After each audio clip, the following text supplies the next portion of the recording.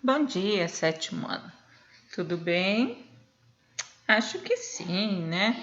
Crianças saudáveis sempre estão bem, não é verdade? Essa semana começamos um modelo novo, né, de aulas. Eu espero que todos sempre estejam com o livro para acompanhar aquilo que a prof vai estar falando. Para quem já faz isso, né, ótimo, vai perceber que o prof geralmente está o texto que está no livro, a prof está passando para o slide e tal. É como se fossem essas partes importantes para vocês estarem grifando, ok? E como sempre, nossa oraçãozinha hoje, né? Ore. Quando você ora, Deus ouve. Quando você espera, Deus prepara. Quando você crê, Deus faz acontecer. Amém. Que assim seja. Né? Nunca vamos perder a esperança, vamos acreditar, vamos ter fé. O tempo de Deus é um tempo diferente de nós humanos. Às vezes a gente pede as coisas e as coisas não acontecem tão rápido quanto a gente esperava. Mas, com fé, Ele vai atender as nossas vontades. Vamos lá?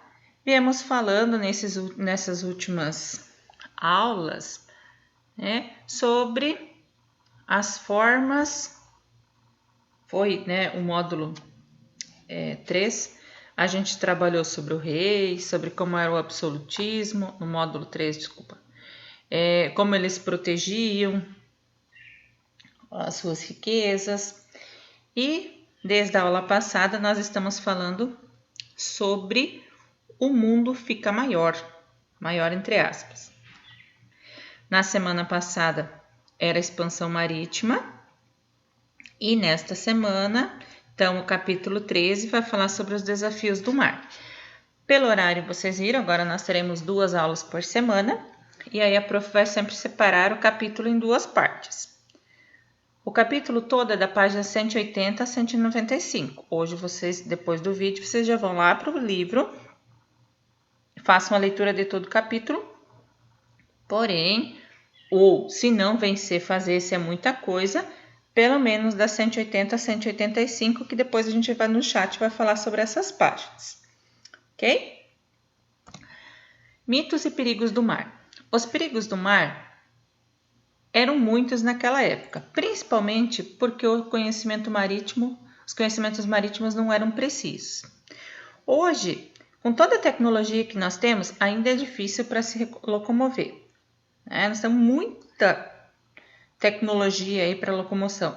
E às vezes, né, temos dificuldades em viagens ou algo nesse sentido. Ir para um lugar desconhecido, naquela época, era uma experiência não tão fácil como hoje, digamos assim, né? Imagina você ir para um lugar, né, que você nunca conheceu.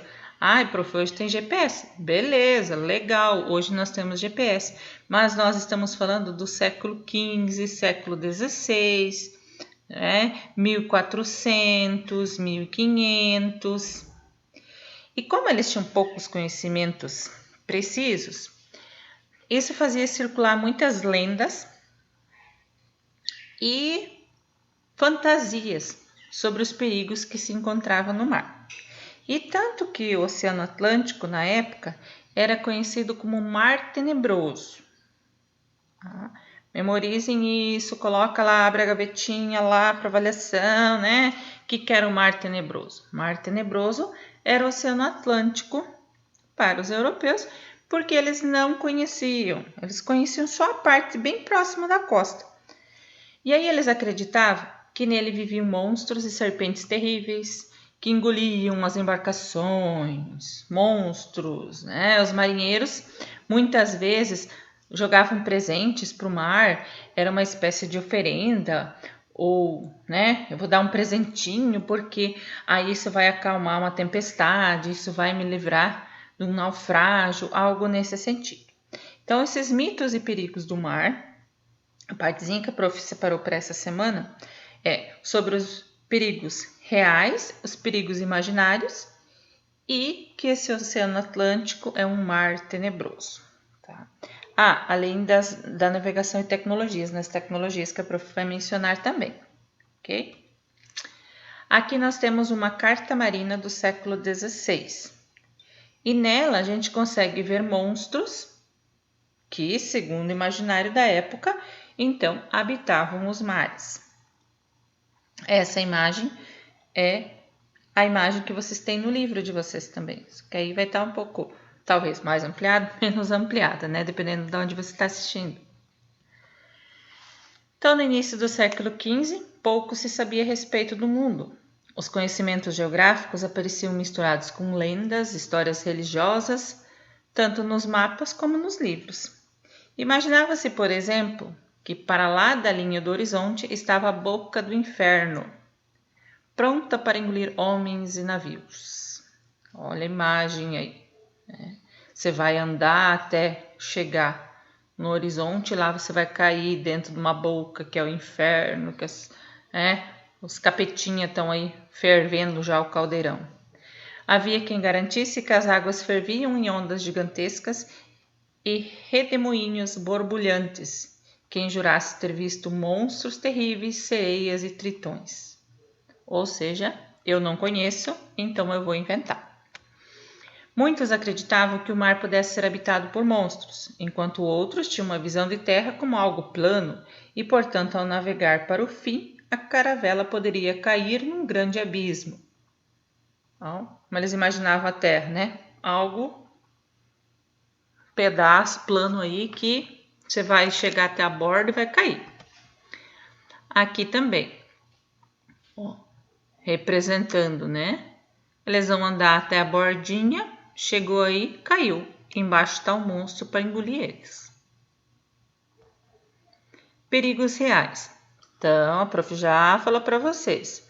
A aula de hoje que eu preciso memorizar. Mitos e perigos do mar.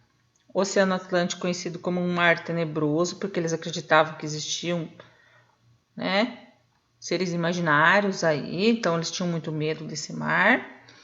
E saber quais são perigos reais e perigos imaginários. Perigos reais.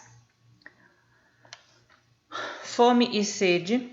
As viagens acabavam durando muito tempo, então eles não tinham comida o suficiente, às vezes não tinha água o suficiente, então era um perigo real que eles passavam. Isso podia gerar doenças, perigo real. Ameaça de encalhe. Eles não tinham noção do fundo do mar, da profundidade, essas coisas. Então, era uma ameaça, era um perigo real que eles estavam vivendo. Lugares estranhos. Vai saber como que, se a maré sobe, se a maré baixa, se existem piratas nesse lugar, se não existem piratas, saqueadores, o que eu posso encontrar nesses lugares. Tá? Os ventos fortes, eles ainda não tinham todos os equipamentos para isso. Como a prof já falou, né? Da questão dos piratas, os saqueadores aí, que usavam, eles para se defender muitas vezes, os navegadores usavam inclusive canhões nas suas embarcações para se defender dos piratas. E quando a gente pensa em pirata, a gente lembra daquelas histórias contadas em filme, desenho animado, essas coisas assim, né? Mas algumas regiões, os piratas eram parte, sim, da realidade, do real mesmo, da navegação em alto mar.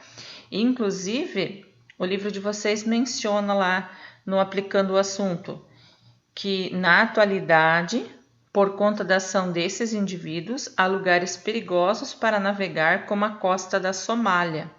Nos últimos anos, há relatos de piratas somalis que costumam usar de muita violência para saquear navios e sequestrar pessoas, exigindo altos valores pelo resgate.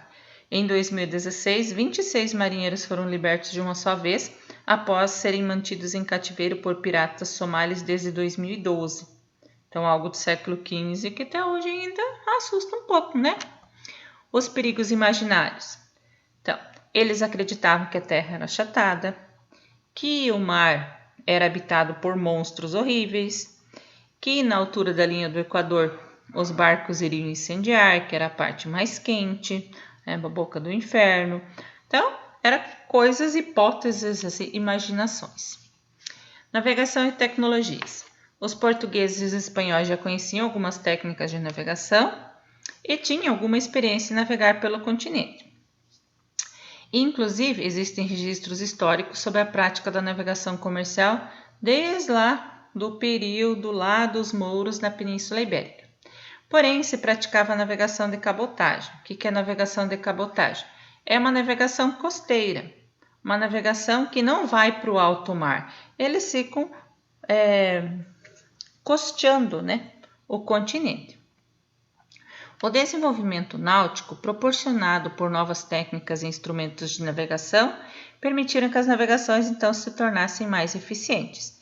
Por exemplo, o uso das caravelas, que era um meio de transporte marítimo mais rápido e que tinha um baixo custo. Dentro desse contexto, então, planejar uma viagem era de extrema importância, e os europeus contavam com alguns instrumentos de navegação, como, por exemplo, a bússola, o astrolábio, o sextante e a balestilha. A bússola, todos vocês já conhecem e ouviram falar, né? Inventado pelos chineses. A balestilha, instrumento complementar de esfera armilar, utilizado para medir a altura em graus que une o horizonte ao astro e dessa forma determinar os azimutes antes e depois de uma passagem meridiana. É um instrumento de orientação, né? Então, ele é utilizado para calcular, ó, aqui, né? Você vai colocando mais para frente, mais para trás, calcular a latitude dos navios. O astrolábio é usado para medir a altura dos astros acima do horizonte. Então, latitude e longitude durante uma navegação noturna, baseando-se na posição das estrelas. O sextante, instrumento utilizado para calcular o posicionamento global na navegação estimada, mas serve também para cálculo de distância com base no tamanho aparente de objetos. Então, estratégias que eles conseguiram criar. Os navegadores procuraram melhorar as técnicas de cartografia e passaram a elaborar mapas mais precisos, que os ajudariam a navegar com um pouco mais de segurança e certeza. Aí eles criaram as cartas portulanas, que era um tipo de mapa para navegação criado por navegadores de Gênova, Veneza e Roma, mas também desenvolvida por catalães e portugueses. Essas cartas portulanas, elas eram feitas geralmente confeccionadas em pergaminhos feitos de pele de animais, como ovelhas e bezerros, e que era fácil de armazenar. E geralmente elas tinham a forma do pescoço, se conservava, que nem está nessa imagem, pois eles acreditavam que o mar Mediterrâneo se afunilava quando encontrava o Atlântico. Então já deixava nessa posição como eles imaginavam que eles iam encontrar na navegação. Atividades dessa semana: ler o capítulo 13, Os Desafios do Mar, páginas 180 a 195. E o exercício 1 e 2, você é o historiador, atividade 1, 2, 3. Ok? Esta é a atividade que vocês vão deixar lá do livro, que depois no chat a gente vai corrigir. A atividade para vocês postar no AVA essa semana, vocês vão assistir esses 2 vídeos que a prof sugeriu, vai estar lá nas orientações. Vocês vão assistir primeiro, vídeo 1, você vai fazer um resuminho lá no seu caderno. O trabalho do segundo bimestre vai ser em cima desses vídeos aí, tá? Depois a prof no chat vai mostrar bem certinho para vocês como que a gente vai desenvolver esse trabalho. Então, vocês vão assistir o vídeo, lá no caderno vai colocar o título do vídeo e vai fazer o seu resuminho. Um resuminho bem curtinho. Eu assisti o vídeo e naquele vídeo eu aprendi tal coisa. Bem sucinto, ok? E depois mais a prof mostra para vocês o que nós faremos com esse textinho e como isso vai ser o nosso trabalho do segundo bimestre. Ok? Até daqui a pouco!